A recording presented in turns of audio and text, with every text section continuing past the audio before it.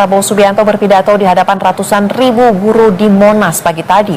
Sejumlah hal pun turut disinggung, salah satunya terkait dengan Prabowo yang menyatakan dukungannya terhadap rancangan undang-undang atau RUU perampasan aset.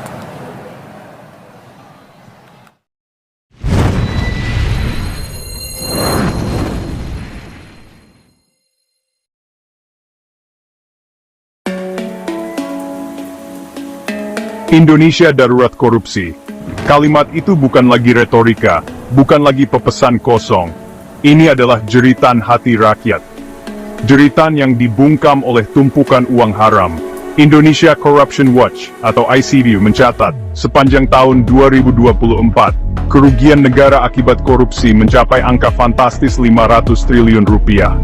Angka yang mencengangkan, angka yang bisa membangun ribuan sekolah, ribuan rumah sakit. Tapi apa daya, uang itu lenyap, ditelan rakus para koruptor. Bayangkan, di saat rakyat menjerit kesusahan, para elit negeri justru asik menumpuk harta haram. Mereka membangun istana di atas penderitaan rakyat. Mereka berpesta pora di atas kuburan nurani. Inikah wajah republik ini? Republik yang dulu diperjuangkan dengan darah dan air mata, republik yang digagas sebagai negeri yang adil dan makmur. Kita tidak boleh tinggal diam. Kita tidak boleh membiarkan korupsi menggerogoti negeri ini hingga ke akar-akarnya. Kita harus bangkit, kita harus melawan. Demi masa depan anak cucu kita. Demi Indonesia yang lebih. Kolusi, korupsi, dan nepotisme, atau KKN, telah bermetamorfosis menjadi gurita raksasa. Lengan-lengannya mencengkeram seluruh sendi negara. Eksekutif, legislatif, yudikatif, tak satu pun yang luput. Semuanya terkontaminasi virus mematikan ini. Anatomi gurita KKN ini sungguh mengerikan. Ada kolusi lintas lembaga, di mana para pejabat dari berbagai instansi bekerja sama untuk mengeruk keuntungan pribadi. Ada modus sandera menyandera, di mana satu sama lain saling memegang kartu truf untuk mengamankan posisi dan kepentingan masing-masing. Dan yang paling mengkhawatirkan, ada praktik bagi-bagi proyek yang sudah menjadi rahasia umum. Proyek-proyek pemerintah yang seharusnya menjadi berkah bagi rakyat, justru menjadi bancakan para elit. Mereka bagi-bagi jatah dengan imbalan fee proyek yang fantastis. Rakyat, mereka hanya menjadi penonton. Menyaksikan ironi negeri yang kaya raya, tapi rakyatnya hidup kemiskinan. Salah satu senjata pamungkas untuk memberantas korupsi adalah Undang-Undang Perampasan Aset.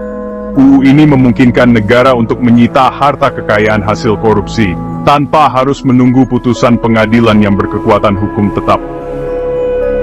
Sayangnya, UU seperti macan ompong, mandek di tengah jalan. Proses pembahasan UU ini berjalan sangat lambat. Terkesan ada kekuatan besar yang sengaja ingin menggagalkannya. Siapa lagi kalau bukan para oligarki, mereka yang selama ini menikmati keuntungan dari praktik korupsi. Mereka yang ketakutan jika UU ini benar-benar diterapkan, harta kekayaan mereka yang tak seberapa itu akan ludes disita negara. Bandingkan dengan Malaysia, negara tetangga kita itu telah berhasil menerapkan UU serupa dan terbukti efektif dalam memberantas korupsi. Aset-aset para koruptor disita, negara untung, rakyat pun senang. Lalu, apa yang membuat Indonesia begitu sulit meniru kesuksesan Malaysia? Di tengah situasi darurat korupsi seperti saat ini, muncul wacana Presiden mengeluarkan keputusan Presiden Darurat Korupsi.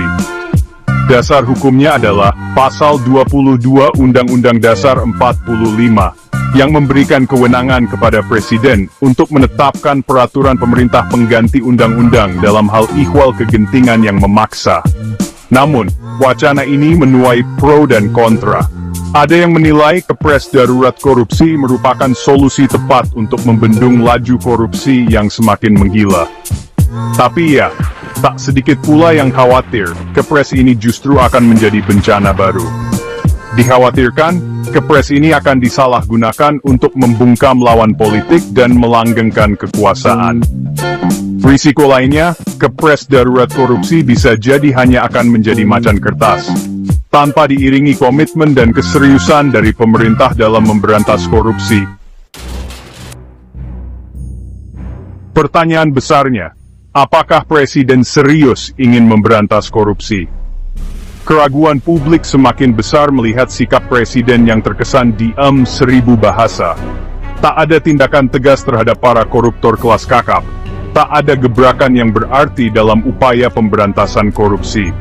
Salah satu indikator ketidakseriusan Presiden adalah pemangkasan anggaran Komisi Pemberantasan Korupsi. Lembaga yang selama ini menjadi garda terdepan dalam memberantas korupsi justru dilemahkan.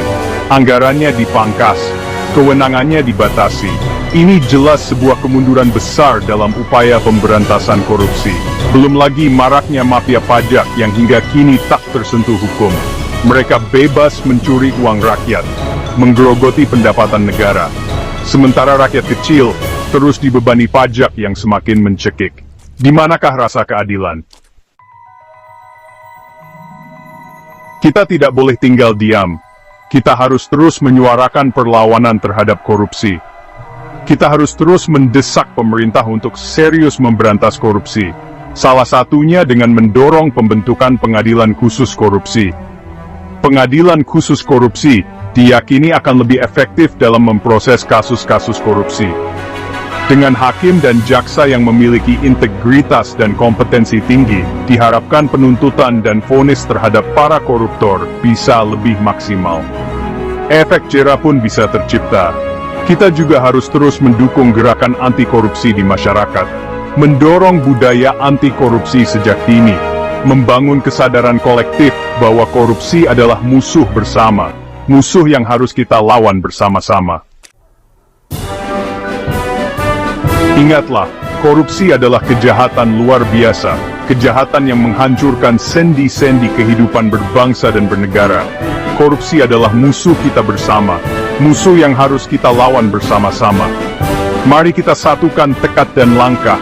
Mari kita lawan korupsi dengan segala cara, demi masa depan anak cucu kita, demi Indonesia yang lebih baik.